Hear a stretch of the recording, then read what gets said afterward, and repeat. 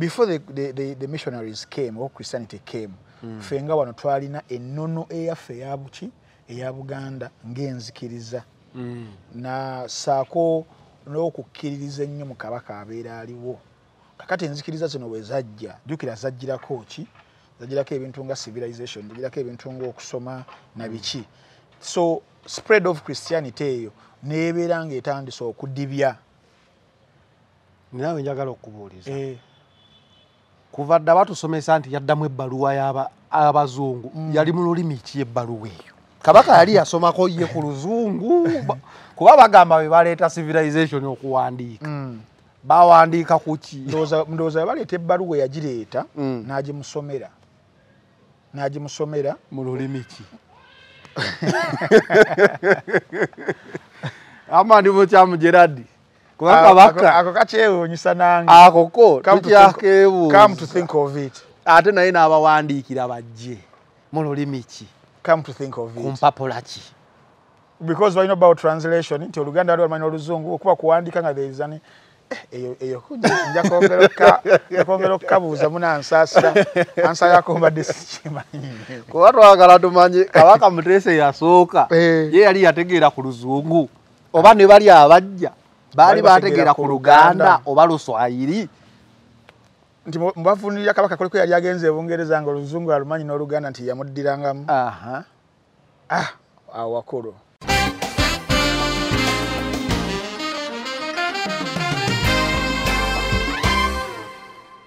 Ate I think it wasn't new bakabaka okutta abantu kuba ne mu Bible bakulaga King Herod bakulaga Saulo wafuka Paulo nga bonna baali bakolera bakabaka b'ebiseera ebyo okutta baali bakambwe ennyo tekyali kumwanga yekka. Unfortunately nti mu ffe wano era story esinga badde ng'ogigoberera ne ba scholars abasinga bagamba nti there was a deliberate move okubeera nga bavilaininga Ssekabaka Mwanga. Mu story eno yonna nga yabeera villain. Nenga ate ne mu even other kingdoms even in Europe yonna they were the same. Bali kyekimu. Era mulimu n'ekirala ekitera okuyisibwa under the carpet nti n'ekimu ku kirala nti bano ba matters aboogerwako they refused some of the advances eza Ssekabaka Mwanga. Advances ezo sijja zoogera nengo zitegedde. Yes. Nakira kiri mu bitabo Kabaka Mwanga. Ssekabaka Mwanga bagezaako nnyo okumukolanga story ya Amini bw'ogiraba. Like bagezaako kulaga nti Kabaka oyo yali mubi nnyo. Yes. Nnyo. So they don't want to portray him as a hero as well as a villain. Or as a leader of the time. Definitely. Era n'ekyokukuza olunaku nga luno buli ssatu era nayo kyojja kikubulya nti kyali kigenderere ekyokwagala okuvillaininga Ssekabaka Mwanga. Nana Herbal Mouthwash ly'eddagala ettuufu ye nnakakasa mu kujjanjaba endwadde z'amannyo. Amannyo gakuluma bw'ossaayo ekyokya oba ekinnyogo gagasanyalala bw'osenya ovaamu olusaayisaayi oba ogayiza ludda lumu. Senyesa Nana naye weegendereza abafere tebakuguza kappa mu kkutiya. Musange mu famasi zonna. Nana yakakasibwa National Drug Authority. أعوذ بالله من الشيطان الرجيم بسم الله الرحمن الرحيم السلام عليكم ورحمة الله تعالى وبركاته nze Haji Yasin Kiza omusomi w'eddwa nkola ku misango bbula ly'abaana gwa yalimu okuzaala abonaabona anoonyeza obufumbo n'obutambulamu emirundi gyonna akaabya obwavu atalina mulimu ebizibu eby'amaka eby'emmaali omukisa yagenda ebulaayo okukola toyina mirembe toyina mirimu nsangibwa Lugalambo kuba ejjinja osobola okukuba ku nnamba ezo ali ewala osobola oyita ku WhatsApp namba zange ezo zolaba ku screen yo. Focus 360 the final channel kwoli every Tuesday tubeera ne wine Frank Balkeza the orange cat. Orange cup orange cat. Orange cat. Orange cat. Yes. Orange cat yenako zirwankuba left right center. Nayo waka kuno ntambi. But what is laughable? What is laughable? Why are you laughing? I told you. Why are you running? I will remain a traditional man. Wakole ebintu by'abazungu. An African man shouldn't do that. An African man has to be conservative. Yes. How do you go displaying your affection? I know, but the day you see me kissing Janet is the day I leave power. I know. Remain an African man. There is a saying, we learn by doing. But you have did it. I've learned from what I did. I've learned. This time round you have did it and did it again. But I've learned. You have learned? Yes. But this year is not easy for you, Frank. It is very easy. Why do people think of all the other positives I've gotten in this year? Only the two downsides of it, and you're trying to paint the whole year that has gone very bad for me. Why? That was the beginning of year, now mid-year. Should we expect the end of year? There is so much happiness elsewhere. Okay. Yes. In focus with Frank and Andy, gwe tuliko olunaku olwaleero naye musajja wange mugumu mbadde simusuubira kumusanga nga mugumu bulungi nnyo. Ebyo bigira mmwefya. Abantu bagambye Ntambi is getting distracted from the struggle. Nze gambye. Comment section yo gisoma. Sibisoma. Obaleka bulesi. Sibisoma. Ebyo bisobola okundistracting. Ate oli kugamba nti inbox yo ejjudde olinga desire. Desire bakubawo ekitone ate yajjula bujjuzi nation afuna. I know. Kati ate abantu bakugoba ate no comment section inbox. Eri flooded. Nikachaka n'okwewamuko ku budde. You need to take a rest. Like for some 10 years, mberenga Gashumba. Gashumba took 20. But I won't take forever. I will bounce back. You'll bounce back. Big and stronger. I'll bounce back and better. Ngenyimba za fire bongo le retire za Christmas. I'll bounce back. Kale, Nana Herbal Mouthwash gwalina obuzibu bwonna obw'amannyo abeera ng'okozesa Nana oyo ajja kuyambako amannyo gaguba gavaamu omusaayi ng'osenya ova ekiso ekibi mu kamwa. Nana Herbal Mouthwash ekyo yakimala. Asangibwa mu supermarkets, drug shops, pharmacies zonna. Ali emitala w'amayanja ng'abafaani ba Ntambi abasinga. Ewatuukira ebintu by'abana Uganda. Outlets ezo mugende eyo mubuuze Nana ali ludda wa bajja kuba bamubawa. Ekirungi kya Nana okubeera katale kuno taliiko ng'amadagala agamu amalala g'ekifere. NDA yakakasa eddagala okubeera katale yagimala dodi kakasa ne certificate ejerenewinga buli mwaka kitegeeza omulimu gwa Nana gwakola gwaki gwa ttendo mulungi nnyo so mubeere nga mumukozesa naawe atanaba kufuna bulwadde bw'amannyo. Prevention is better than cure. Obeera nga omukozesa obeera nga omusenyesa ng'omuteeka wali kasenya n'obeera nga yes amannyo galeme kufuuwa mu kamwa ekyovu we kijja n'osenya for about 2 minutes. Yes bamuyise Nana aba akikoze ekyo.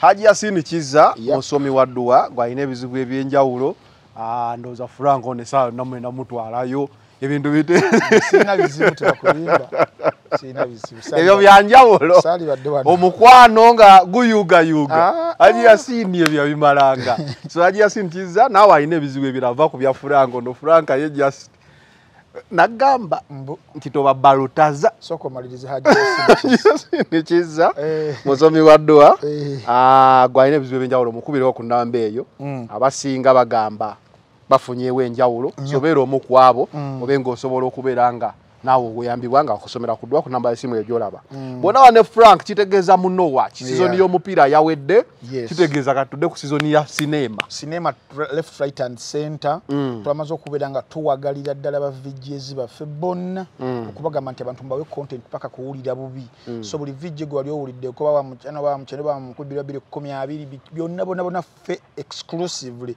ffe ababalina ate ekyenjawulo kye balina nti no bakomyawo firimu zino weziba zaali nkadde mu kifaananyi nga te bakisiize ekifaananyi ekirungi ennyo nga kiri crystal clear mu ddoboozi nga ddungi but most importantly buli firimu ebeera nga nnyuvu nga mpya baba bagikola because tulina abayitirivu nnyo oli agamba kankwate eno nze kabere kasavu kanyama so ku mitwalo 3 gyokka egya Uganda buli mwezi subscribing naffe abamu no watch kula films enjogerere mba videos ba Uganda ate ezenyuma mu general zizonna esitesita z'abaana ngosobola okubeera ng'ozaba ne family naawe ng'omuntu ku applications ku masimu kwe tuli Android kwe tuli ku Google Play Store ku iOS kwe tuli ku Apple Store smart TVs of course kwe tuli gye downloading la applications zo ku smart TVs kwe tuli ne ku www.munowatch.com chicho bawetaaga just email address yo ng'ogiteekamu ne password ng'ogiteekamu awo ng'okozesa enkozesa ya mobile money sobola okubeera nga togifuna saako namwe abakozesa enkola endala y'okusasulira ku card eyo zonna tubirina batuyise Muno Watch.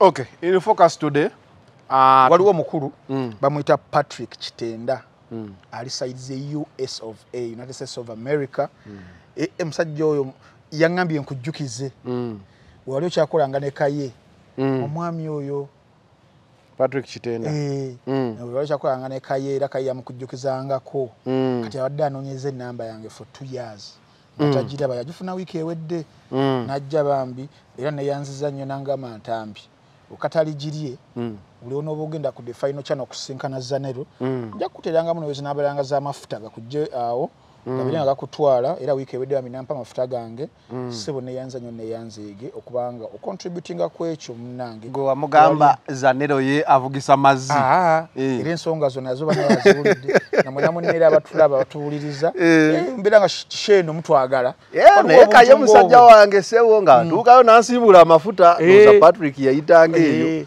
so munamwena abasobola okuyita ayitako mu mbeera ezo mbeera mujangu ya 070 emu 887 09 59 ye namba ya Frank Antabi kanjiddemu gumu 070 emu 887 070 07 you speak it in English 0701 870959 mu Luganda lwakyebera omanye namba mu Luganda nganziwa okusoma kati ate obaka ku muntu atandika noti musanvu noti emu kyana musanvu otukira mu noti endala oba owunze okay in focus today tuli Uganda Matters olunaku olwaleero wadde ate tufunyeyo amawulire amabi in the morning side zeeyo munyonyo gaba munyonyo wabaddeyo okutulika kwa bomu ndowooza babadde ba suicide badde ba suicide bomba badde omukyala abadde akyadde mu kisawo waliwo amuvuga naye baluka but tugenda bigenda oyo naye nga leero olunaku lw'abajulizi ab'ennamugongo Frank agenda kuba tukubirawo ko in focus olunaku olwo lugenze lukula buli mwaka numbers zeeyongera then tulina DP akalulumawo yaka akalulu bolejjo walabe nga badusa ballot boxes nze sirabangako ate ballot box nga baziddusa kugenda mu hoteri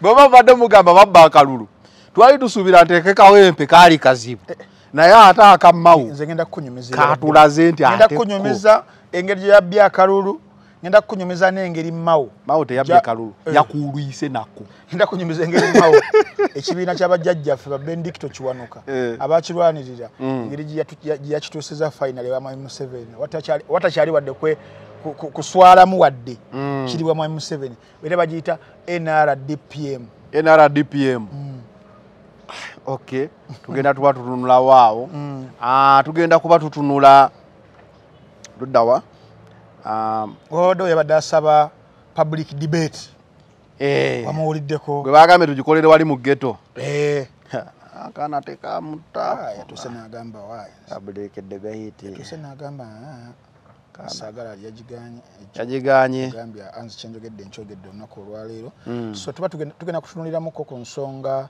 eza Eddie Kenzo ne Azawi bombi ideas badde bagala okuexpressinga tuzikubemu ko torch tulabe ani yali badde omutuufu ebakubanga gyeri naddala ku nsonga ezibatabula ensonga Azawi zayimirirako zez'okulumwa kw'omuntu owa bulijjo ssente nnyingi ezigenda mu bintu ebimu ebiyinza okuba nga tebiyamba munnayuganda Azawe eyo gya standing asaako n'okuyimba kwennyini abayimbi era nga naye muyimbi era naye alina ensonga ezimuluma on the other hand Eddie Kenzo nalebe nekitaka abiyingiramu ng'agamba jamu session ye ngenda kuba tochi era ogenda kuyagala nkubira tochi mu album oba nekola era sebo wendi mukama wange album yekiwatule ya muganda wo gumedira enkima jeri album tebo yafulumye ku Lwokutaano bagironkize yafulumye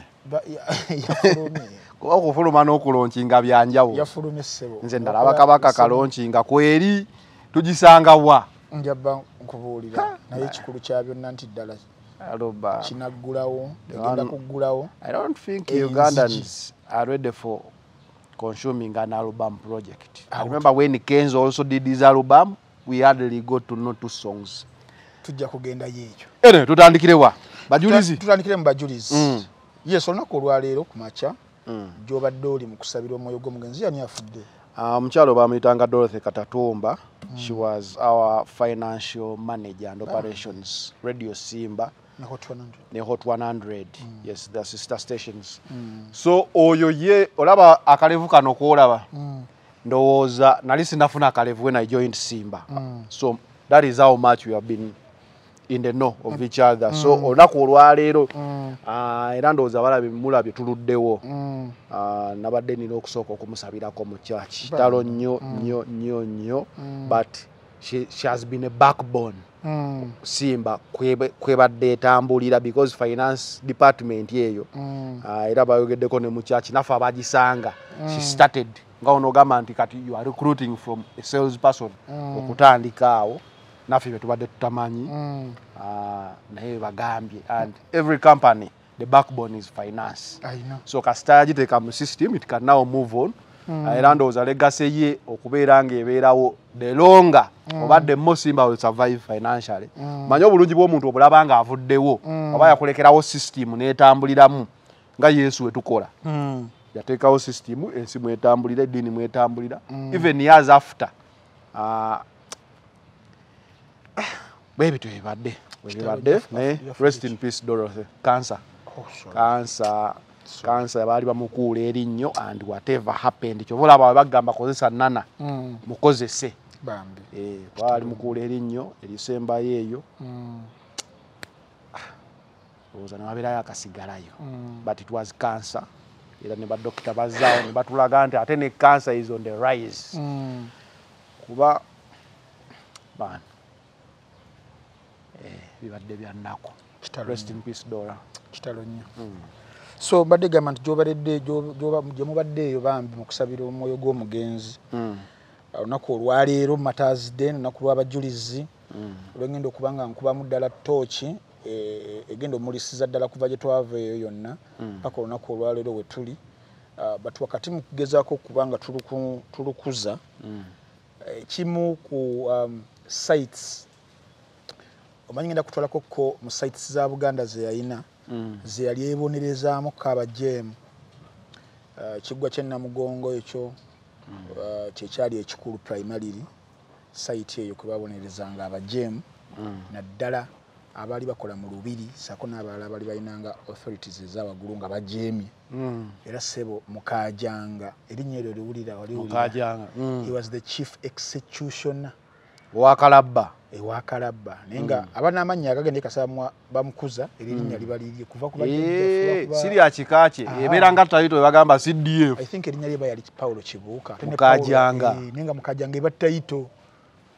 sekanja koli kuvaako kusabira nga bakozizza ranka wali nga gwe executioner no yambala erya Mukajanga so ye Mukajanga yakuumiranga okukijja kye Namugongo awo yayocheza njaba mugenda muko now nitegeeza Mukajanga is a title. Yes. Ngaye banagamba ati Katikkiro owegombolola then Mukajanga yabonerezanga era Mukajanga vice way yali Senkole tolira abolugave nga baligira Senakola Senkole bano tuli bambo wanjagala nyimbiro omutanda era kayimba Senkole kati now muzimu ku sites ngojeko Namugongo we batugumbulira n'okwocha n'okukola buli kimu kyonna abajulizi site endala yali Munyonyo then endala nebeera Mmengo olindala emu ndowooza gye nendabidde gye yali so zaalinga nga nnya wano mu Buganda kakati mu celebrations we zibeerawo Namugongo bakungubaga kuba yo Namugongo wafiirayo baali bameka in total tuyaba tugendayo there were many. There were 22 Catholics and 23 Anglicans. Bebayocheza. Now, I had also the Muslims nabo balina wawo nawo. Kakati ate ba Muslims. Sekabaka Mutesa olubereberye. Waliwo abayisiraamu abaagaana okulya ennyama. Ennyama ng'ekibaganyisizza okugirya nti teyattiddwa musiraamu naabwe ng'eri gye bayita enkaafu. Bakita haramu. Endowooza haramu. Yes. Kakati we bajeema be basooka okutta baali 7. Kabaka yali agibatidde. Ndowooza omuntu waabwe kale kabaka nga yagenda okubagabula. Kati bagenda okubalira gamba ffe tusobola kulya nnyama eyo eyagisaze ki si musiraamu 7 ne battibwa. Kati abo 7 bo tebaba documentinga kubanga kide kyaba matters kirimu nnyo the Christianity ate bali balese bintu byo kudocumentinga bikibi kati bali bannaffe tebaba faako 7 ninga be basookera ddala Ssekabaka Muteesa olubereberye beyatta ba matters nabo bafiirira lwaki lwa ddiini ddiini yaabwe yaabwe y'Obuyisiraamu. y'Obuyisiraamu. Era President Idi Amin Dada wafuga mu 7 mpaka 7 almost Uganda was an Islamic state. Here it was registered as an Islamic state. Kakati yechi yakola naye na building chi church na building omuzikiti awe Namugongo era weguli nga bajjukira ki abasiraamu abo nga bakatuliki baba bajjukira n'ebe Anglican nziga n'abasiraamu bakola ki bajjukira kati kabadde kabayidha ku basiraamu bo badde okola ki bo badde ogamba but still era bali abantu abala abafa oba abattibwa olw'eddiini ng'ojjeeko betwa documenting because the documentation ejja nnyo kwabo baba bayita ba royal pegs aba abalinga bakola muki mu lubiri what is the right name court pegs something like that abalinga bakola mu lubiri abo be basinga abo be ba documenting naye waliwo n'abalala ata be battira mu bitundu ebirala even nga sina bya Buganda naye nga nabo bafa lwaki lwaddiini because yali emaze okubeera nga extendinga nnyo kakati mu bimu ku ebyo mweba abali bajeemi gye batwalanga either okubatta either okubooca nga balamu kwe kwali emunyonyo site eyo kati buli tuba tukuŋŋaana oku gende Namugongo kujjukira abajulizi so Namugongo celebrates as also Munyonyo celebrates Emengo simanyi bakya celebratingirawo naawo kakati olunaku olwaleero ku makya wabaddewo ekkuŋŋaanira abadde bakuŋŋaaniddewo olunaku olwaleero tubaye tuli awo tugenza okulaba ebifaananyi ne videos era nja zikuwaako nzo simanyi ba YouTube enezikiri naye tezeesittaza nnyo bazikwadde from a distance nga tulengera waliwo boda oba pikipiki ng'emaze okukubwa nga wali tulengerawo omulambo gw'omuntu nga tulabako kitundu kyawano obwekiti ebirala nga bisaasaanye ntugenda okuwulira nti babadde bantu babiri omu abadde mukyala mpunga bomu eri mu kisawo nga gaya abadde amuvuga yoyo motorcyclist sijja kugamba boda si buli avuga pikipiki tabeera waki ate si buli pikiti nebeera ki ya boda kati motorcyclist abadde avuga oyo omukyala so amawulire ge tufunyeeko akulira ebyempuliziganya mu UPDF Chris Magezi yatugambye nti CTU counter terrorism unit intercepting the situation eyo ne ba neutralizing but ngekigendererwa ndowooza kibadde kya bogenda kulumya abajulizi abalamazi abadde bakuŋŋaanidde awo so they intercepted embeera netabeera nga weyandibadde maybe ebeerawo that is as far as the communication we didn't lose any officer ababadde bombi ababadde bagireese bebafudde tewali muntu alumiziddwa mulala so bannaffe tubeebaza okubeera nga basirungi mbeere so that is as far as ekyo wekibadde ne batugamba tubeere very very vigilant ku security nakiiso buli muntu ali eyo ebiseera nga bino bibeera bizibu nzijukira mu 2010 nzo mukuba essaawa zino tewalindabye nakusinga nafa ku World Cup bomu ezaakuba ekyaddondo ekyamponya kyali kimu radio bagita Capital nayo yali etegese akabaga akaayo kati nga Vision Group waliwo gayi yange bamuyita Joseph Opio saawa zino yagenda oyo comedian oyo yali akola ne Trevor Noah ku Daily Show yali kyali wange kati nga akola ku Vision Group awo nga akola sports show bakigitanga batya awo nga XFM oba yali emaze okubanga ejja kati nampa coupon zigenda wa Kyaddondo kakati waliwo kyali wange male yankuba yangamba ate nayo kikutte kati mba nakafuluma ndowooza mpira gwa Spain Netherlands siwa gwerabira mba nakafuluma nafuluma saawa nga mpira gwali gwa saawa nga 4 by first half nga tuwulidde amawulire nti eno zaakubye tosimanyi kyali badde awo naye mu nsinga muno tulina okubeera very very vigilant naddala ku ebyo ne vigilance era bannaffe abakugu mu security be balina obukugu ndowooza obw'enjawulo okusobola okuba nga batutaasa. Nana Herbal Mouthwash ly'eddagala ettuufu ye nnagakasa mu kujjanjaba endwadde z'amannyo. Amannyo gakuluma bw'ossaayo ekyokya oba ekinnyogo gagasannyalala bw'osenya ovaamu olusaayisaayi oba ogayiza ludda lumu. Senyesa Nana naye weegendereza abafere tebakuguza kappa mu kkutiya musange mu famasi zonna. Nana yakakasibwa National Drug Authority. Beebale nnyo beebale ddala bakoze omulimu gw'amaanyi kuba tudde twandibadde ate tuli mu kintu kirala nnyo abajjukira ebyekyaddondo mujjukira ambulensi ezo. I've never seen a country so cold nga ku wiiki y'ekyaddondo ndoza the next time when alaba ambulance zefananyiza ku Kyaddondo is during COVID. That is how far nga buli luguudo lika akagombe. But that is Uganda for you. But then countries nga USA kuchaji tuwa kwa mbili gumo cha penta Twin Towers ati chali chikambwe nnyo nense endala ze Somalia ezibera mu ezo cha buli lunako. But from Uganda twali twamanyira bintu ng'ebyo so kyoyogera kiba kituufu as far as Uganda ffe twali tubirabanga ko nnyo na generation yaffe we batu so ye mbere baddewo nanti omuntu ali eyo yandibadde ayagala nnyo okumanya olunaku luno naddala significance yalo bakitu kyalukuza n'okutuusa olunaku olwaleero. One basobola kubuulira nga sinnakubuulira gye byatandikira. Bitandika 1877 okujja kwaba Anglican Church Missionary Society bijukira be basookera ddala the Anglican Church Missionary Society bwe baali bafunye ebbaluwa yabwe eddiddwamu Ssekabaka Muteesa ow'olubereberye yabakkiriza ne bajja. After 2 years the White Fathers nabo ne basonga, that was 1879 White Fathers ne bajja.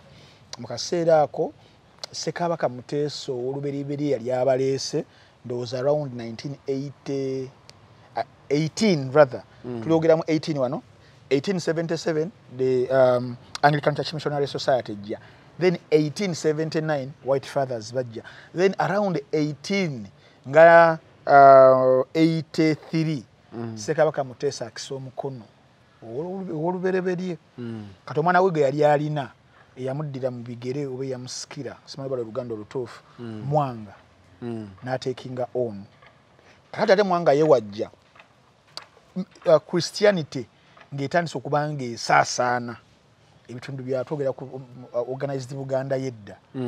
Before the missionaries came or Christianity came ffe nga wano twalina ennono eyaffe eyabuki eya Buganda ng'enzikiriza na saako n'okukkiririza ennyo mu kabaka abeera aliwo. Kakati enzikiriza zino bwe zajja jjukira zajjirako ki zajjirako ebintu nga civilization zajjirako ebintu ng'okusoma na biki. So spread of Christianity eyo nebeera ng'etandise okudibya. Naawe njagala okubuuliza kuva dda batusomesa nti yaddamu ebbaluwa y'abazungu yali mu lulimi ki ebbaluwa eyo? Kabaka yali yasomako ye ku Luzungu kuba bagamba be baleeta civilization okuwandiika bawandiika ku ki? Ndowooza baleeta ebbaluwa yagireeta n'agimusomera mu lulimi ki? Amandi mukyamu Gerard kubanga ako kakyewuunyisa nange akoko tukyakeebuuza. Come to think of it. Ate naye n'abawandiikira bajje mu lulimi ki? Come to think of it. Kumpapula ki? Because we know about translation nti Oluganda lwali lumanyi Oluzungu okuba kuwandiika nga there is an eyo nja kwongera okukabuuza munansaasira ansa yako mbadde sikimanyi kuba twagala tumanye Kabaka Muteesa yasooka ye yali yategeera ku Luzungu oba ne bali abajja baali bategeera ku Luganda oba Luswayiri nti mubavunulira Kabaka koliko yali agenze e Bungereza nga Oluzungu alumanyi n'Oluganda nti yamuddirangamu.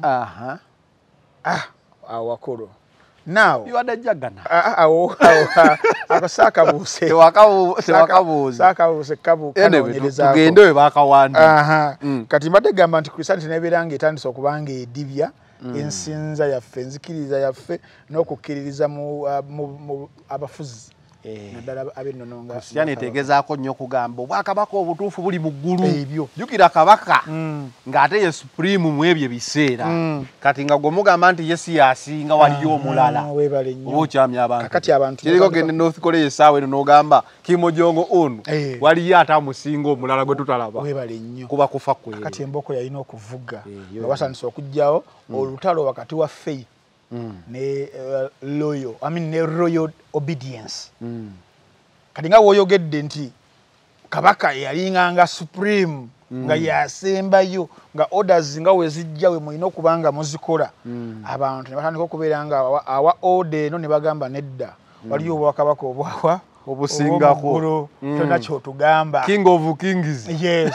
Kati olengera ati kasomutakamu mindset waliwo ate kisinga ono atandika ozala waliwo atandika okuzalawo ono. Now mu 1884 Ssekabaka Mwanga n'agamba temundabanga embooko egenda kunyooka sina kunyooka kokka abaana abeera bajeemi n'okuttibwa mugenda kuttibwa kiteekewo tiberenga exemplary eri abaala balirowoozezza okugoyinga nga bano we batyo so kyali kyakuteekawo wabeerewo abattibwa ku lw'eddiini eyo eddiini ereme ku spreading agenda walala nga bamanyire consequences unfortunately ekikola ekyo bwe baakikola that was 19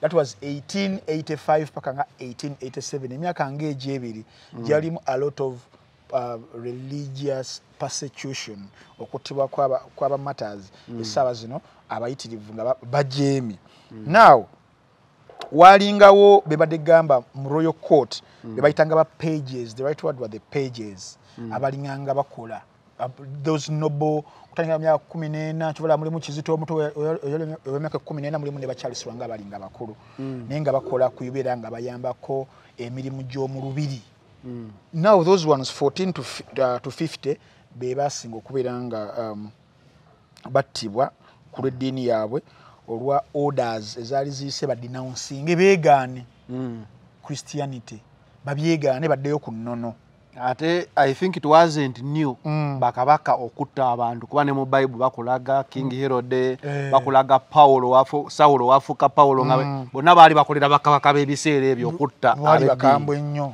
tekyali kumwanga yekka unfortunately nti mu ffe wano era story esinga badde ng'ogigoberera ne ba scholars abasinga bagamba nti there was a deliberate move okubeera nga bavilaininga Ssekabaka Mwanga mu story eno yonna nga yabeera villain naye ng'ate ne mu even other kingdoms even in Europe wewawonna yonna they were the same baali kyekimu era mulimu n'ekirala ekitera okuyisibwa under the carpet nti n'ekimu ku kirala nti bano bamatters aboogerwako they refused some of the advances eza Ssekabaka Mwanga advances ezo sijja zoogera nengo zitegedde yes nakira kiri mu bitabo Ssekabaka Mwanga bagezaako nnyo okumukolanga story ya Amini bw'ogiraba like bagezaako kulaga nti kabaka oyo yali mubi nnyo yes nnyo so they don't want to portray him as a hero as well as a villain or as a leader of the time definitely era n'ekyokukuza olunaku nga luno buli ssatu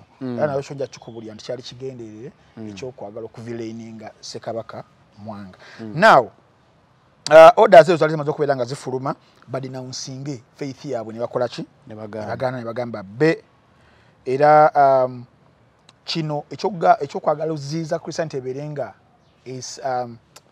spreadinga ate kyagispreadingisa nnyo kubanga kaleji y'abantu ekyokufiiririra eddiini kyazzaamu n'abantu abalala wonna amaanyi n'essuubi nti you can be persecuted ku lw'eddiini yo but still n'osigala ng'onywerera olw'okukolerera ki the supreme obwakabaka obw'omuggulu jjukira mu teachings za Christianity mu ggulu wabaayo obugagga bungi era omugagga tagenda mu ggulu kati buli mwavu eyali awo yalabanga bw'avamu eno embeera ey'obunaku bwalimu agenda mu ggulu obulamu buliba buteredde ffe nga Abakatuliki ne musajja Mukatuliki gye tusibuka abatutwala Vatican togera ku Paapa olunaku luno bamatters kwe battibwa naddala 3rd of June gubadde okimanyi nti nno ne ku kalenda eya Vatican eri mu Rome baluteekako then mu 1920 olunaku luno bamatters bano they got what we call beatification they got beatified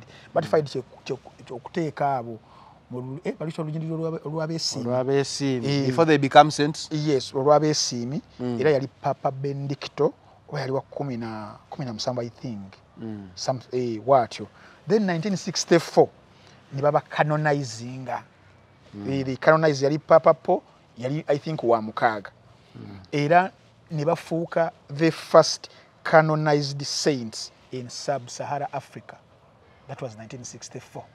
Let me ask yes in the whole of Africa Frank could it be that it's only Buganda kingdom oba Kabaka oba Buganda eyatta ba matters are there other matters in the rest of Africa oba it is only unique to Uganda ekiro kino adde nkinonyerezaako nga waliwo ko okunoonyereza okulaga nti no neewalala kya spreadinga era kibula abantu beebuuza nti lwaki kino kyafuuka much more important okubanga bakikuza kuba ongambye nti bakiteeka ne ku Vatican calendar kitegeeza that tells you how massive it was yes Vatican calendar ne kibeera nga mu Africa we batucanonizingira mu 1964 ife abasooka mu Africa to get canonized mu mbeera eyo. Now agamu ku mannya gana amannya ganyumidde. Ojjukira amannya waliwo theory yalinganga etambula nga bagamba nti abamu they got persecuted because of amanya gaabwe nga olaba Zeketa nga olaba buza abali awo tebyali bituufu. Ago amanya tegaaliyo abantu bageeyiza eddaga amanya gaalingayo already nga bagatuuma. Tebabagira bugizi lwekyo nti nga olaba Zeketa nti Azeketa bwakabaka oba biki. Era erinnya eryo baali mutuuma nga yali ayina wagenze kabujje owa mwannyina. Erinnya eryo nickname eyo gye yava bwetyo n'abalala. Naye abamu ku bo omwami omujulizi rather Charles Lwanga Kalooli ye ndowooza June nga 3 1886 ye y'omu ku abo abaasooka ba Christian Pages. Ono yali in fact yali abakulira bonna nga yabakulira yali abasinga n'obukulu bamusingolinga out olwa nti yate eddiini ye n'engeri yakkiririzaamu ate yali waggulu nnyo nga te leader kitegeeza bano nga yabateekamu n'ensigo ge basooka singolinga out. Era y'omu ku abo mbu abaaziiza bano abaalabayanga okukkiriza advances eza Ssekabaka Mwanga ezigambibwa zisijja kubeera nga njogera. Era ono nga 3 June 1886 enamugongo awo bamwokya nga banta alive mu Luganda kyeki bamwokya nga mulamu wabula mpola slowly okutandikira waggulu upward paka okukkirira eno ku bigere nga ate yennyini yeetyabiddenko bona in fact basooka ne babatwala ne bamala wiiki emu mu kkomera they got imprisoned. Naye nga mu wiiki eyo kwali kwesombera nku basomba enku tebamanyi kiddako bali bakitegedde naye nga tebalina okwesombera enku ezigenda okubeera nga zikola ki nga zibookya. Gwe nabadde nkunyumizaako Mukajanga nti wadde yali very very brutal ate nga alina okuba nga agendera ku orders za mukama we. Naye bagamba nti ate yalinamuko ku mutima omulala ogw'ekisa era yateekangawo delaying tactics ezo ng'asuubira bayinza okureforminga kabaka n'akyusa kati wawulira mbu babasibakoko wiiki babire nga basomba enku ng'asuubiramu eyo wiiki bagenda maybe ku backtracking okuva ku kiri ekyali kigenda okubagiza. So mwesombera enku during the process okuleeta enku leero ne weebaka n'enkya some of you would say banaye nzikiriza kye baali baagala kyali ekyo denounce. So omu ku abo senga ya denounce nga teyalyokeddwa. So bagamba Mukajanga ekyo yakikolanga tactic nti musombe enku eno wiiki bagenda okulaba ennaku zikoze ekiziweddeyo ate nga kabaka era abuuza kyekigenda maaso nti because Mukajanga bamugamba funa all the brutal ways mu nsi zoyinza okukozesa ku bantu bano. Era n'agamba kati ono wakwokebwanga mulamu ono wakibayita mutation bannabasebe bakola ki gye bakita mu Luzungu genital mutation okukekejjula nga bakekejjulako paka okitegeera mulimu ababanging banga bayinza okuba ekintu ekiri yadi ne bakuba so Mukajanga yaleta enkola zalinganga 8 ez'obutujju obusembayo okubanga balumya abantu bano. Kakati ye nga omukulu amulekedde obuyinza obwo kyobalaba nti yali asobola okufunangawo obudde nakola ne tactics ng'ezo tikamba sombesa enkuba ennyini ezigenda okubookya. Ssekabaka n'agamba ekituufu omusajja ali mu delaying tactics bano babeere nga bakyusa naye bagana okubeera nga ayadi yalinamu ne relative we mu abo abantu maybe. Now omulala abantu era gwe bajjukira ennyo gwe tusaba Joseph Mukasa bali ku ddembe ono ye bamwokya oba bamutanga 15 Novemba 1885 ono yasookera ddala okuttibwa that is November 15th kubanga oli wa June 3rd 86 ono ye yali senior advisor eri Mwanga era bagamba yali first Catholic martyr bamutemako mutwe he was beheaded kuba ye yali very close to the kabaka. Yes bamutemako mutwe era omubiri ogwasigalawo ne bagwokya awo mu swamp ye Nakivubo ne bagwokyezaawo nga balowooza nti ekikolwa ekyo because yasookera ddala bana abalala baliraba kumbe nabo bagamba nedda niffe tugenda kufiirira eddiini.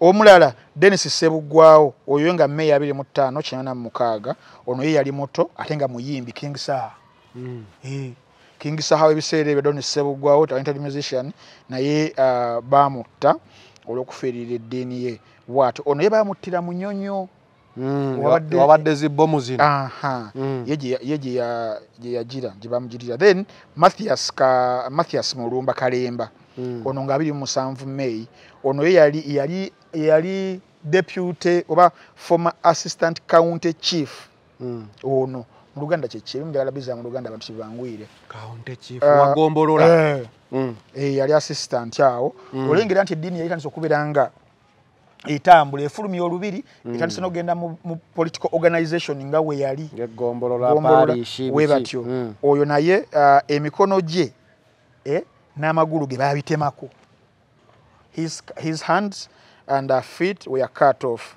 era to bleed to death ennyama eno ne bagyokya roasted olwo mukajanga bye yali akola so n'abeera nga afa era bagamba nti yasooka kubeera nga bamumma amazzi okumala ennaku 3 owulira mukajanga asooka n'akulumyamukko amazzi tagakuwadde ofunemukko redemption mu mutima then Kizito omuto ono abasinga bamujjukira nnyo bamumanyi ono nga June 3 ye wattibwa 1896 era yali asembayo obuto bamwokya live, he was burnt alive in Namugongo awo era bamwokya ne Lwanga n'abalala era Kaligio n'omwana omuto ku myaka egyo omwana nti omutisaamu kimu bibiri nga amaze okubacktrackinga ku nsonga naye n'ono yagaana Kizito omuto he was the youngest myaka 14 era ng'ono yagambibwa nti Joseph gundi gwe nagambye Charles Lwanga gwe yali asinga okwagala okuprotectinga ku advances ziringa ebadenze kugamba waliwo gwe bali bayita Yusufu Rugarama ono yali Anglican ye nga 3 January wattibwa era y'omu kwabo abasatu abasookera ddala okuttibwa ya executing Busega Nateeta awo bamutawamu ne Makko Kakumba ne Nuwa Serwanga n'abalala bangi bambaga tuzinde oyo yattibwa taata we yennyini his own father taata we yennyini yamwettira mu ngeri emu oba endala so be bamu kwabo bamatters ndowooza abatonotono ku bangi betusinga okubeera nga amannya tugajjukira ddala bulungi nnyo so ku lunaku lwennyini olwaleero nga 3 June ba Catholics 13 ne ba Anglicans 13 bo ku lunaku lwennyini otukuza bo weba family ya Mukajanga evuddengayo mu mawulire ng'egamba erina okusiimibwa era okusiimibwa jjajja waabwe oba Mukajanga nga ogamba kye yakola mbu n'eddiini erina okubasiimamu n'ensi olwa tourism kati nga bagenzemu ebyo ebintu tourism because wowe tulina olunaku luno balingira abasiraamu abagenda e Mecca babeerawe bakukkiriza nti oze for spiritual but in the other hand you also tourist in the other hand oba okitegeera kati bo nga bagamba balina okubeera rewarded through the church nti ekikolwa kya jjajja waabwe kyayamba okutumbula eddiini then ne government ebaweyo kasente mbwe ekikolwa kya jjajja waabwe kyayamba okuyimusa tourism because twogera Namugongo and we talking about a million people ati owuliriza awo wenyini mbadde nzijja nga ngenda kuddamu ekyo ekibuuzo era osobola okiraba mirundi 2 kubanga ebyaddala okuttibwa kw'abajulizi bano okufa kwabwe kwaleetawo a lot of spiritual significance mu ggwanga erya Uganda nti wano mu celebrations abakatoliki just last year mu 2024 emitwalo 66 zisinga Catholic Shrine ne in total ebeera 1.1 1.2 1.3 okuva mu ggwanga erya Uganda emawanga amalala gatwetoolodde so that special significance weeri olw'ensigo bannaffe gye baasiga kye tuyita church seeding bano abeewaayo ekyo ne kibeera nga kitumbula ekirala nti population yaffe mu ggwanga erya Uganda ku bitundu 10 ngo bigassibwamu ebitundu 8 we are Christians. The Anglicans na the Catholics ebitundu meka 8 because ekikola kyabo kyayongera ku spreading ki dini neberanga ebuna ekirala pilgrimage mu Luganda okulamaga kwenna mugongo kuleese kaduna lunaku olwaleero buli nsi ezisinga zonna nga zirina enzikiriza y'ekikatuliki oba n'eyaki Anglican they are discussing. And some come walking from wherever they come. Yes, and this is considered as one of the largest religious gatherings in the whole world. olukuŋŋaana luno njagala onzijukizeeyo ku gwe womanya awala abasobola okuŋŋaanira abantu abawera akakadde for example for religious issues it can only be Mecca, I think. So this is one of after Mecca, I think Namugongo. Yes, this is one of the largest ziriwo. Nature nti luyamba okuteekawo national unity wakati wa Anglican nange Catholic because tuko tujirira wamu olunaku olwo then economic impact kikulu nga kyobadde oyogerako ekkuŋŋaaniro ly'abantu abasukka akakadde Namugongo nga tebannaba katifa abayiteeyo atudde mukono nga tebannaba kuggalawo oluggi kuggalawo barriers ezo ndi kati kusaba ekisooka okudeveloping Namugongo bwe butale like abasuubuzi bajja b'emikyoma b'enkoka b'engoye like oyinza olowooza wino bagisitudde ne bagitwala Namugongo webale nnyo yes companies advertising so in terms of the economic sense we do very big ku lunaku olwo then mbadde nkunyumizako kire kya General Roman calendar e Vatican nti kweruli n'okubeera nti lwinspirinze nnyo abantu abalala abali persecuted olw'eddiini okubanga they still persevere nabeera nga batuuka kati wadda ku kya Mukaajanga the chief executioner erinnya lye yali Kibuuka afuna erinnya Paulo nga bino amaze okubeera nga abikola because afa around 1901 wawe watyo yafa naye akonvatinze yafa naye akyuse kati kabaka n'afuna erinnya lya Paulo kabaka naye yakyuka kati kyatuuka ekiseera ng'ekintu kigezze Sekabaka kyamugejjako nga almost abantu abasinga bona batandise okubeera nga baacceptinga kati obugenda kutta ggwanga lyonna munnange obenga tolina kyofuga ofuganiti bagamba nti emizimu gy'abantu gyasigala giruluma gyalulumira Mukaajanga n'alokoka Mukaajanga n'akyuka ate Katonda agamba wookyukidde awo n'afuna erinnya lya Pawulo omutuukirivu oli sainti naye yafuna lya Paulo yalijja ku Sawulo mu Bible so yamuyita Paulo Kibuuka era n'afa omusajja wattu era mu kujja kwe musajja wattu bambi yali Royal Guard era nga womanyi nti ranks zaavanga dderi nga zambuka kisinzira yamulamu omulamwa ne bagamba ono ku busungu bwalina ne ku ngeri gyali loyo engeri eri ebiseera ebyo Ssekabaka yabeera chief in command CDF ngovuda ku CDF chief of defense forces ate oli waggulu ddala supreme leader yoyo kakati yali Ssekabaka Mwanga era namuwa role y'abeera nga executinga yaleka abaana 77 from 77 women tebazamu yabazalanga mu basatu nga bana naye ensibe yamanyako bali 11 bati waliwo abo abalala abali ababebbali yalinga agenza okubeera nga akwasaganya emirimu gya mukama we so wogamba family okubanga evaayo okubanga esaba twali kisenga okusimba nti okusimibwa kulimu kkono okwagala okubawaayo ndowooza kantu olw'embeera of course bandibadde nga bapeyinga loyalty ku kye bali mu kubanga bafunamu anyway kisinzira ngeri gy'okirabamu ango mwokirabira but I think balina kuswala buswazi family ina kuswala buswazi ne bakireka ne kipaasinga yes oludde ng'otawanyizibwa endwadde ogezezako wangi biganye kati kozesa obutonde kankwanjulire Biva Organic ekulembera Dr. Senjobe Richard omukugu mu kujjanjabisa eddagala ly'obutonde omuli emmere emiddo n'ebibala tujjanjaba endwadde nga pressure ebizimba mu nabaana fibroids okuzibikira mu basajja oba prostate gland enlargement endwadde z'abaana tukolera ne wake up call ku mwami omunafu atatambula lugendo luwanvu ayakozesako enkola ey'okwezannyikiriza nawe wagenza akula mu myaka n'ogenda ng'onafuwa okozesa obucupa 6 sisitimu neddawo ate era tulina ne immune boosters wamu ne body booster ayamba ku bantu abatono abagala okwongera ku mubiri n'endwadde endala nnyingi tusangibwa Mengo opposite ne Masengere Hamukasa Road awamu ne branches zaffe okwetoola eggwanga tukubire ku namba noti 752 6 noti 2 427 oba noti 773 454 5 noti 2 Biva Organic emmere eddagala kale tuddewa mawu tugende owa mukwano gwo Biva Organic basangibwa Mengo Dr. Senjobe gyali nnyo Biva Organic akugamba emmere eddagala ajjanjabisa obutonde ate yaleeseeyo enkola ya family planning empya nga yo ekozesebwa natural organic products. Definitely. So abakyala mwe nawadde bagamba nze njagala family planning engeza enkola biki Dr. Ssenjobe ekyo yakinogedde eddagala. Akozesa emmere, akozesa omuddo, butonde ye bwabeera nga akozesa okuba nga ajjanjaba endwadde ez'enjawulo. Waliwo abaami essaawa zino abalina obuzibu obw'okumala empewo. Dr. Ssenjobe ajjanjabira ddala issue eyo.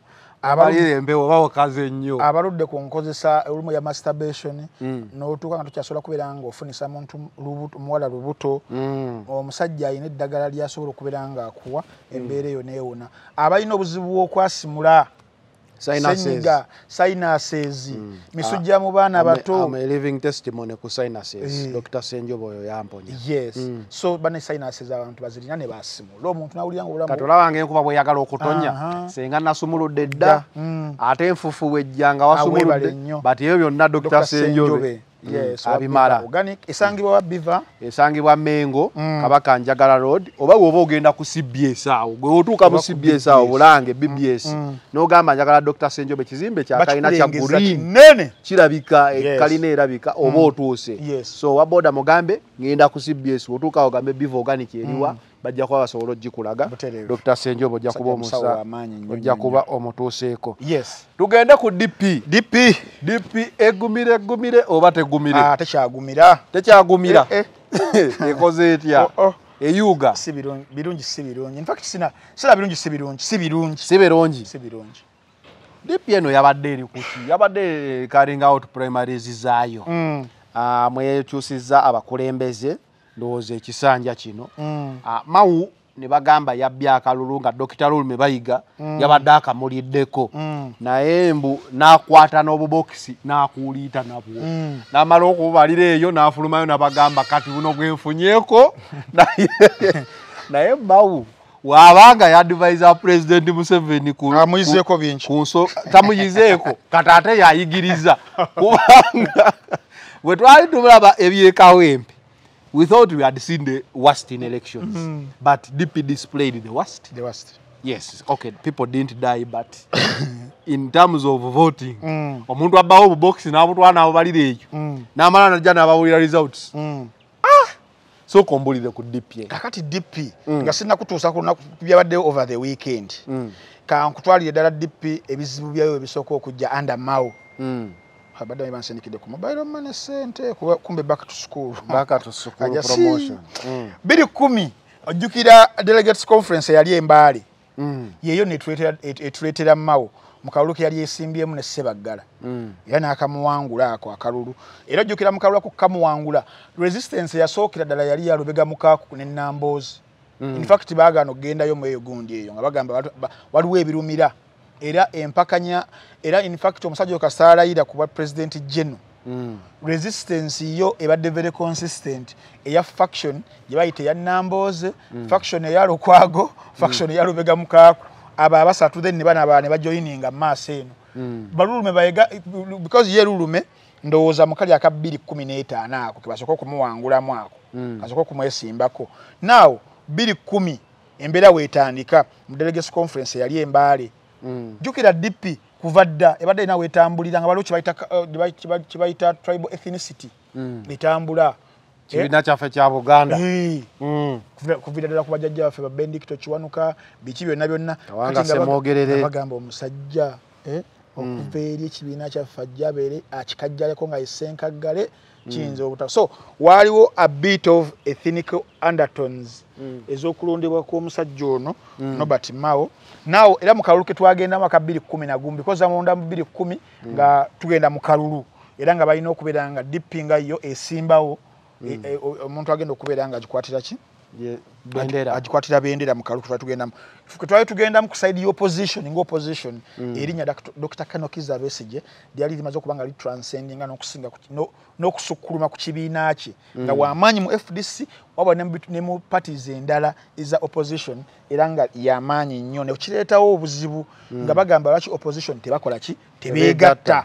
Era jjukira omukago gwa IPC awo ogujja babeere nga bafuna candidate omu naye ssebo Norbert Mao n'agamba nga lwaki olwo DP eno gye yali akulira Mao Kasayagaana okwegatta ku IPC ne baleeta Suubi Suubi awo weeva Suubi nga faction within DP Balukwago Banamboze Basegona Basewungu Bamuwanga Kivumbi Mpuuga awo nejja nebiranga emulwanira muli era wagenda mu kalulu oba yafuna 1.84 ne 2% teyawera yakuba 2015 tugenda ku kisanja ky'ekyokubiri nga bamulonda twali ludda batwali Katoomi ojukira twaita baita Katoomi Delegates Conference awo nno nga ani amwesimbika yagala omujjamu nani yali Lulume Bayiga jukira olwo bano Basuubi nga obalaba bali bafuuse bad DP kati nga tugenda nga mu Delegates Conference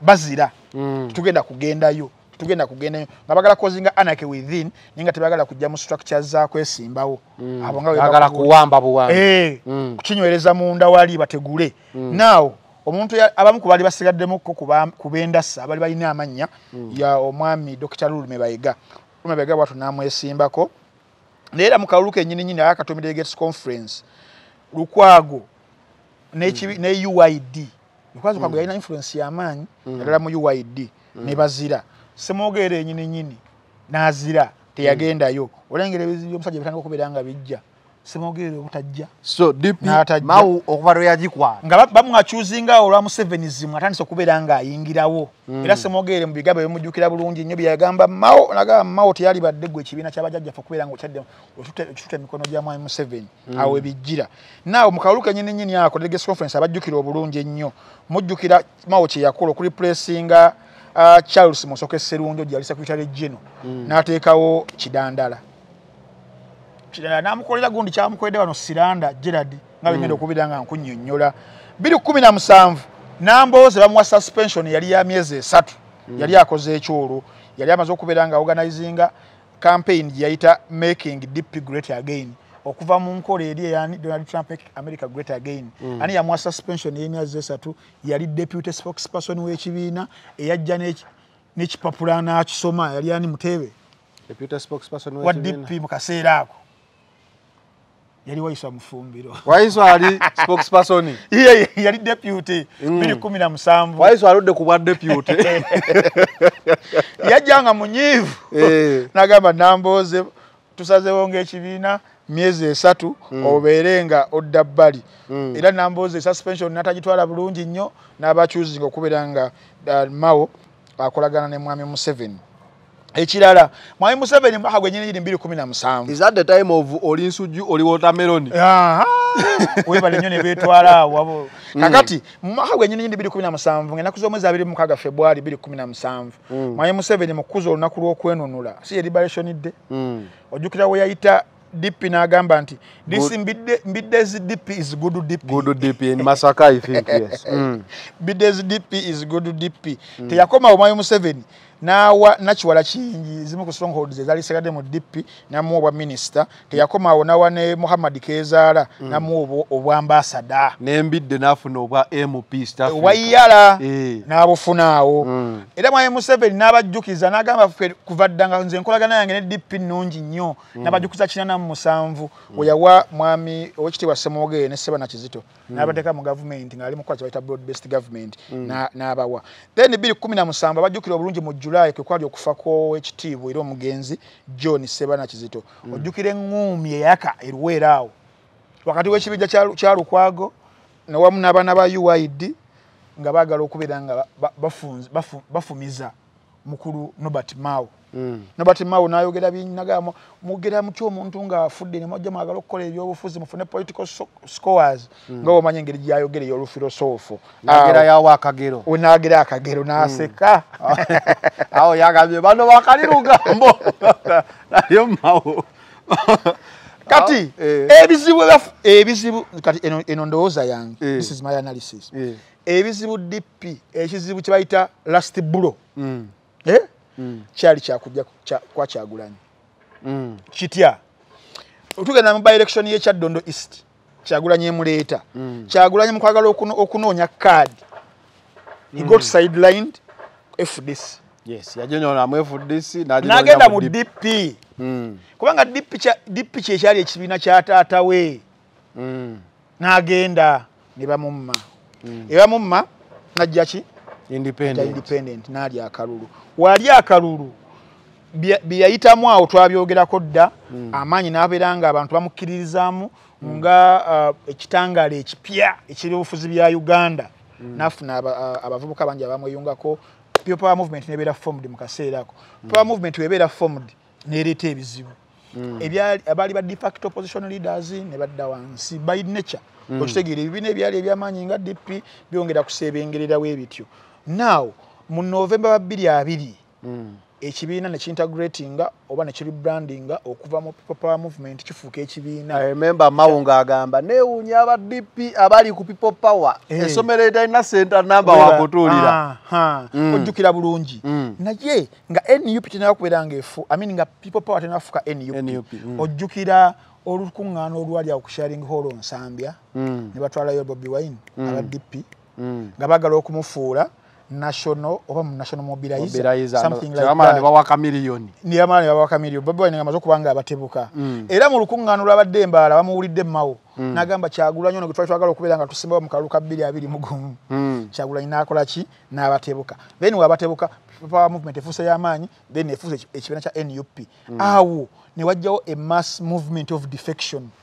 Ababaka baali 16 abeegatta ku NUP kuliko ba mayors kuliko ba deputy mayors kuliko ne ba councillors abayitirivu abali bavudde okusengera ddala mu DP ne bajja mu kibiina kyani kya Bobi Wine muvubuka yali omuto mu byobufuzi bya Uganda nga yaliko amasannyalaze g'abantu DP nesigala nga eri bulere era mu kugenda okukola cooperation agreement ne Mwai Museveni mu 2022 teyalina ndowooza ki teyalina option y'amaanyi nnyo financial status yalimbinga y'ekibiina sako ne yiyo omuntu ojjukira we yalwala mu kaawo yamutwala ne yamujjanjaba Museveni n'amujjanjaba era mu bimu ku byali mu cooperation agreement bye byagamba byakkaanyaako byali bya kusetting up a transition yali nobeera peaceful Mwai Museveni namugamba ati tuteesanko ku kya sikugambangako nzijagala onyabeko mulimu gumu gwa opposition kuba integratinga mu obiti ya NRM mpola mpola we batyo then Siranda yene afuna obwa MP yala ne bugenda awo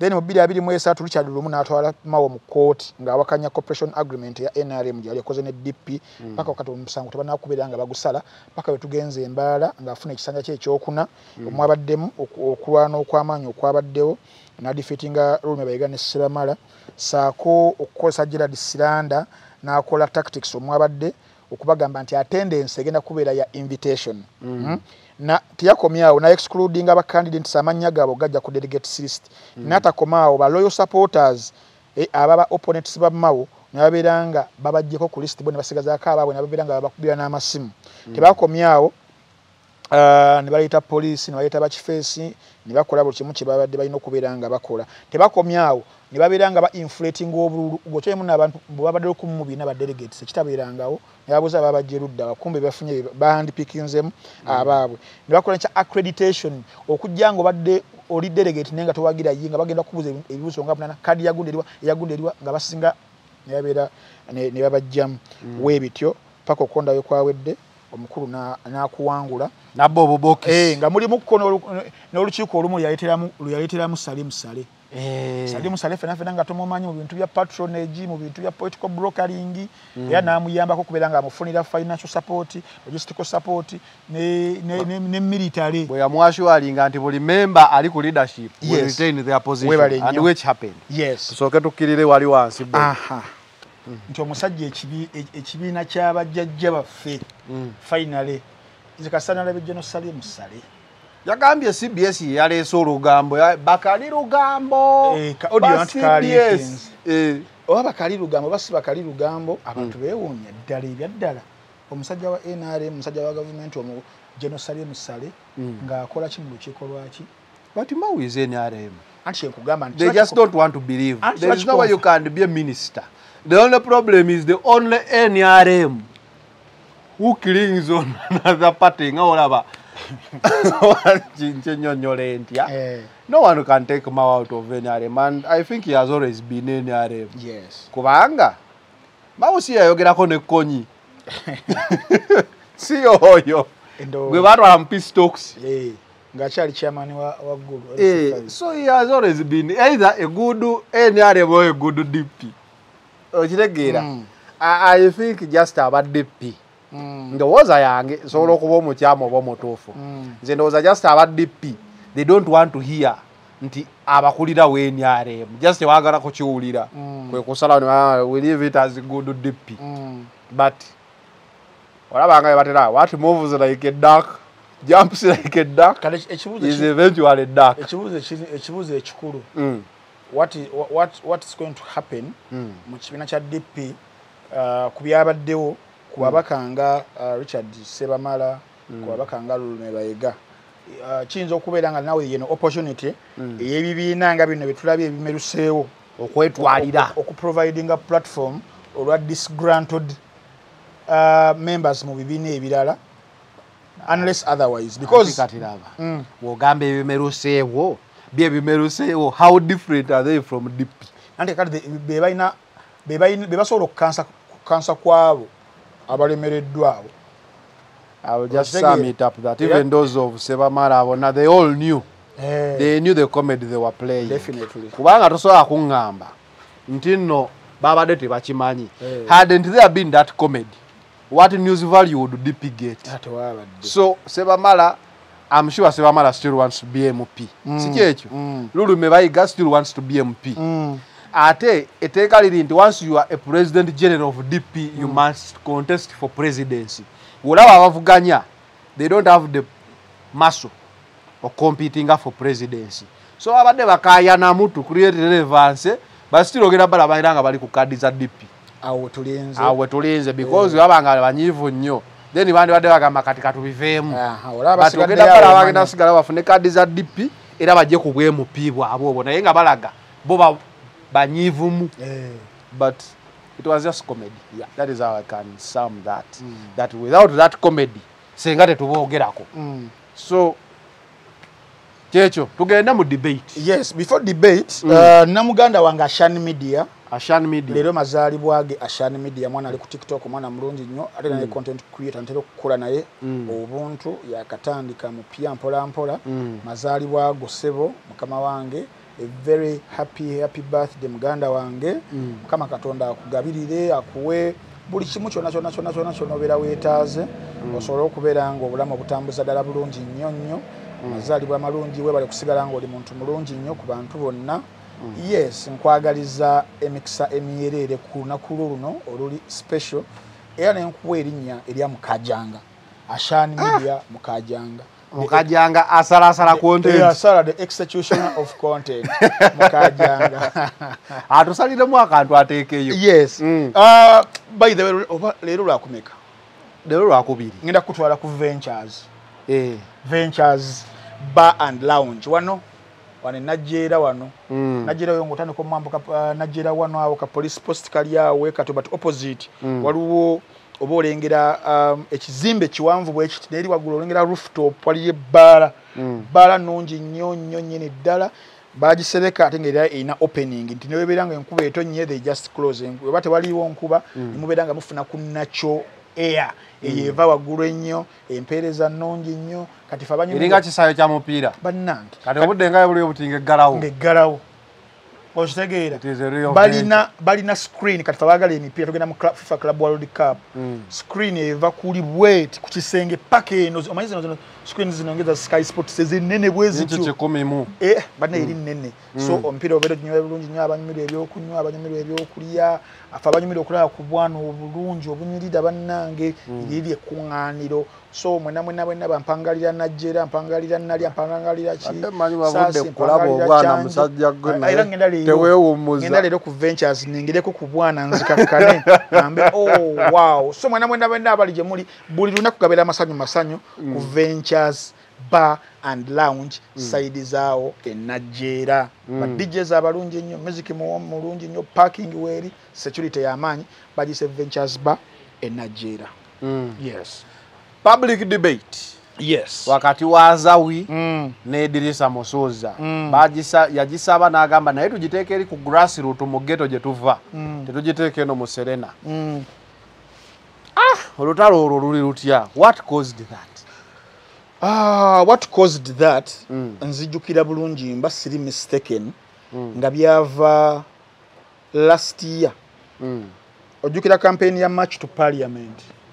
Ojujukira. March to Parliament campaign eyo nzijukira bulungi Azawi yali ku mukutu gwa X. Walo kye bayita ki? Space. I don't know who had organized that space. Wali Kabushenga. Rosali Kabushenga Robert. Former vision bearer wa Gundi. One vision. CEO. CEO.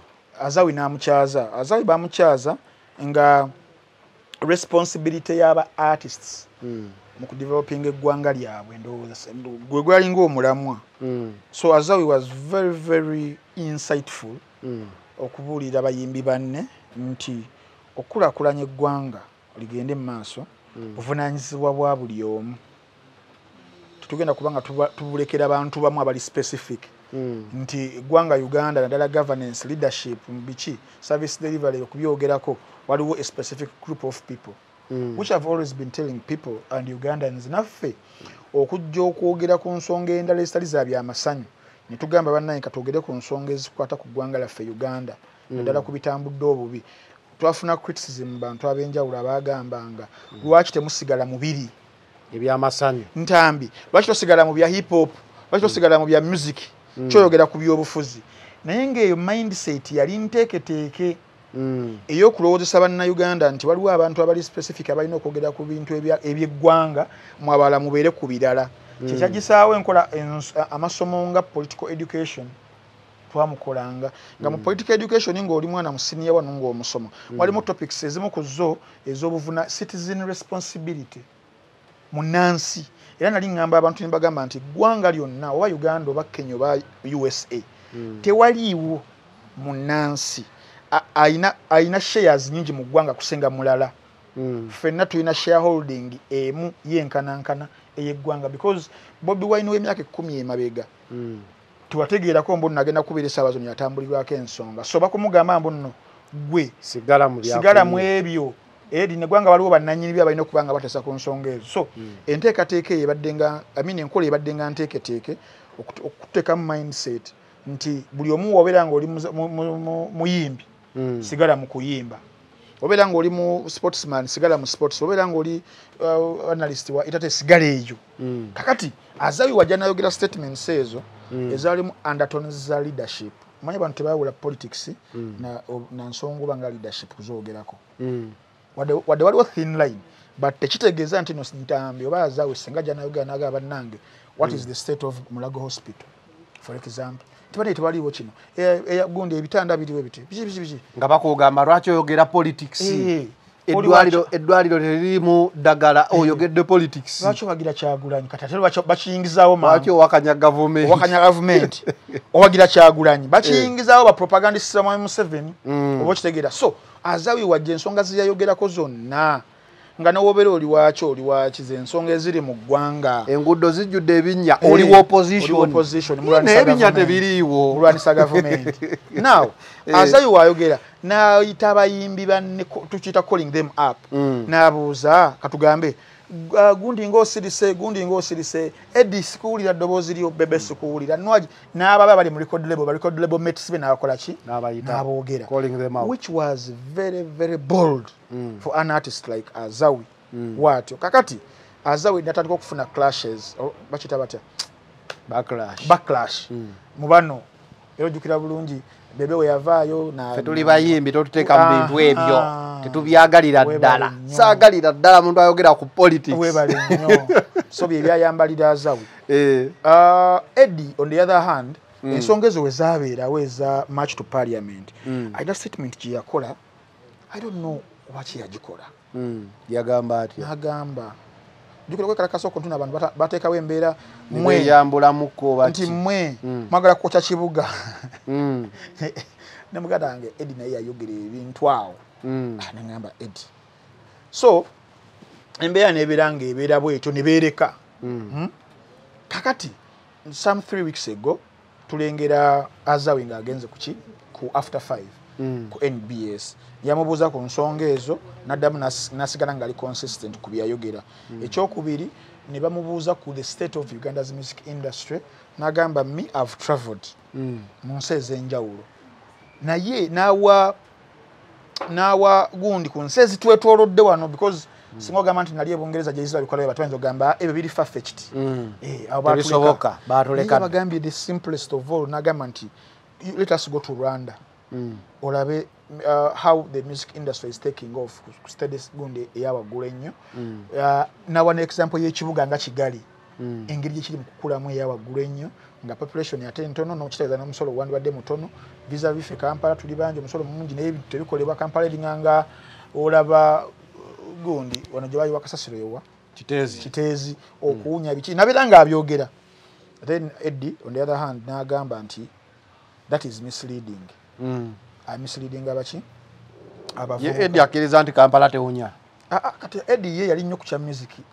gwalimu era Eddie kye namwagaddeko olwajjo yabaddeko after 5 yabadde yamutwala mu politics yagambya ngisagala byabufuzi nze ebyo tebinkwatako ebyabo nze ndi ku kya music doketi yange ng'eya music naye nga luli asobola obitambuza ebibiri naye kati yategeera responsibility ye nti ebeere nnyo ku creatives ebeere nnyo ku music at least nze ng'omuntu kyansanyusizzaamu nti kaakati singa focus ebeeranga ku obusobozi bwe buli n'obuvunaanyizibwa bwe baamuwa that can get much better so ekyo kyo nakyeyambula yesterday kubanga tulina abantu bangi kasaba nga mwadde ekifo ayagala akole buli kimu abagala kole nalunga bye yakola avuma abo opposition avuma Kyagula nyalumba ono nenga bakodde kantu katono nnyo nti munayi kulira oba tourism bikoze biti omuntu nafuuka ekijjoloto so for Eddie Kenzo yesterday ya shifting zawo nabiranga aki ava so Eddie we ayogera nti nno nandyetaaze to meeting tufune public debate azawi ambuulire ebibye nange mubuulire ebyange tufune compromised ground then azawi n'agamba waluddewo olunaku n'essaawa ne venue mwaluddewo aliwa era wabaddewo build up y'amaanyi nnyo for such a debate ebeerewo but ye azawi n'agamba nti mu rules of engagement n'asalawo wayagala ekole ki ebeere mu ghetto n'agamba fembi tuvudde mu underprivileged communities netufuuka kino kyetu okubeera fair kuwa gye tuvudde leka debate tukole ki tugiteeke eyo tubuuze ku baana beeyo embeera zo zitambula etya webityo then Eddie we yazze qualifyinga statements na wa naye byayambye ku baana b'omu ghetto ebimu ku bye nayagadde byayogeddeko kyekyomupiira Eddie agenda okujja erubiri yagira ku basale yaffe Kanzo oba yalina academy y'omupiira era ekyaliwo Big Talent Soccer Academy. Has it produced any success? Anti byabadde annyonnyola John success weziri. Kuba success weziri mu team. It is now 5 years. Yes, weziri yazinnyonnyodde bambe. I never play aba graduates from his academy. Yes. Okay. Abali mu Super League, abali mu post primary masomero, abali luddawa so success story y'omupiira nagyagadde. Nga ye nenga tubate tubimanyi kale so I knew yade yakakidwa bambi okubanga weranga kyembadde simanyi oba machualinze machualinze ne ku national team ina kabazanyo babadde babiri babasatu okay that is good yes that is then good. ne mu super league teams ezenjawulo then neno mu units endala bwesto so nabiranga Eddie yalina good vision for music oba for art business naye kyamutawanyamu kekano akebyobufuzi ke yayingiramu because truth be said okusinziira creativity gye yalina lulinga tana involving mu byabufuzi na awards ze yawangulanga ever since if you can do an evaluation ever since he joined politics wadagamba tamulimu it was his downfall musically okitegeera success ye ya diminishing ya kendera nti simanyi we nasembayo nakulya kigamba award mu Uganda. But before Eddie Kenzo yali awangula Nickelodeon nezifuka za bulijjo but ever since he got busy into leadership eyo gye bamuwa his creativity diminished. Yeah, so Eddie nayogera ebyo byakoledde naye ghetto wabula n'agamba nti debate yo twakyali kikyagyetaazisa wakati we ne Azawi birabwa n'omuto yes ye points ze n'azoogera nga we yazoogedde twakyaliyo kyakuprovinga kiri awo okitegeera but all in all one nti kino kibeere kyakuyiga eri abantu abalina amaloboozi kibeere kyakuyiga eri abantu abavudde eno mu bantu ne bakuwanirira n'obeerako wootuuse nga bwe tubadde tutandika wali okubaako by'oyogera okubaako eddoboozi engeri gy'oliyimusaamu ng'okozesa platforms z'olina abantu nga bwe baziwaniridde because without people without their support we can't have Eddie, we can't have Azza, we can't have Mtambi, you can't have me, we can't have anyone. Kuba bina byonna bintu bwe tubikola ne ba sponsor okujja we don't tell anyone please watch us, they just babira ne bagamba naye katulabe gayo okusinzira ku value and people even ask era lwotakoze bagamba what happened to Frank kitegeeza there is something you give them that gye bakusuubiramu ate singa tebansupportinga wandiweddemu amaanyi nenkolayo wiiki emu nenkola ki naye mere fact nti abantu bansupportinga ku data waabwe ne bandaba week in week out wenfuna eddoboozi ne lyambuka nfuna platform kiba kibi nnyo obutajjukira abantu abo n'ekirala abantu bategeere that okwogera ensonga eri mu society doesn't mean nti oli opposition badde nzijjako nti abayimbi balowooza singa ojja n'oyogera mugamba naye bannange kati nga ku situation ya Eddie Mutwe for example Eddie ebintu bibamuyisaamu that inhuman torture that is human rights abuse. Those are just human rights abuses. They are not politics. Nsekiriiko omuntu ne we alibadde wa NRM ng'ayisibwa bw'atyo nze yalisoose okuwanika omukono bagulabe bagambe you can't treat a fellow human being like that. Tekibeerako oli wa kibiina ki wa ddiini ki wa tribe ki human rights are human rights.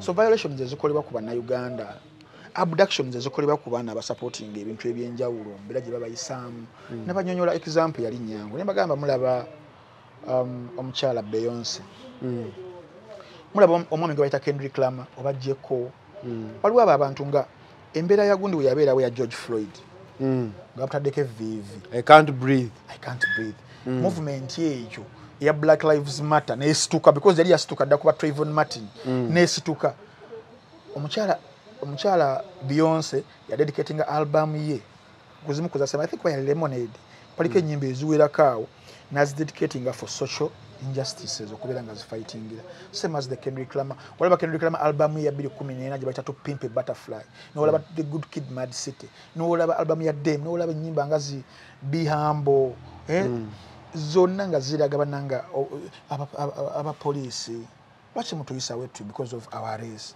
mukola racial profiling n'ebintu ebiringanga ebyo webityo so abayimbi ba Uganda singa nkubuuza nti Kendrick wa kibiina kyo oyinza okumanya atumanya yeyogera ku nsonga so namwe abayimbi wadde oli Eddie Kenzo wadde oli Bebe Cool wadde oli ani ensonga webeeranga ensonga gijjeemu nti no Bobi Wine olwokuba nti nabadde yasinga gye representinga because na wajjawo challenge awo n'alabika ntya nga echoing something Bobi Wine kyabadde fronting ebbanga lyonna Eddie Kenzo when he sang System Volongoto can he come and tell us that the system was rectified? I don't know. Nti land grabbing yalekerawo I don't know like, if you can make a song. Oluyimba tusobola okulutuuza nti kati system sawa. So kyegamba nti era ebintu bikyasigala biri wazi. Ate in fact nozango jeko yakyabulyaza amaanyi ntambi embali namwe emitwalo 10. Okulowooza nti no buli omu ali bulungi. Wali bagamba nti buli omu mwali walabira omusana n'enjuba but you have to be considerate nti oba gwinamu obukadde 10 billion emu reflecting nti no buli omu ali ki abulina ali bulungi kati abantu twajjamu okembeera eyo nti omuntu asabera nga ali bulungi agamba government eno nnungi nnyo olaba nsobola okugula engoye n'ennyama okalinga out statistics omanye bameka abasobola okwaffordinga ebintu ng'ebyo population y'abantu obukadde 10 sente ezisolozebwa ne zibeera nga ziwayo mu misolo sente ezibbibwa ne zigenda mu corruption sente okitegeera have you taken time okubimanyaako then okole evaluation olabe lwaki abantu nga Bobi Wine basigala ensonga bakyaziremerako wadde bo bali bulungi Bobi Wine yandibadde sabazo ne bofuza abyagazaaki ebyefuza ebijjuddemu persecution kuttira abantu kubakwata abaana b'abantu abantu bakutako olukongolo gw'abasibisiza abaana bange yandibadde abyagala Kyagulanyi oyo Kyagulanyi future yagisetinga ddala y'abaana be ani yandiyagadde obeera mu bulamu bwa Dr. Kano Kiza Besigye for example bwalimu if you have what Besigye has would have chosen a path ennungi yalina mu government munda but nasalawo n'agamba nedda there has to be something fundamental that can change.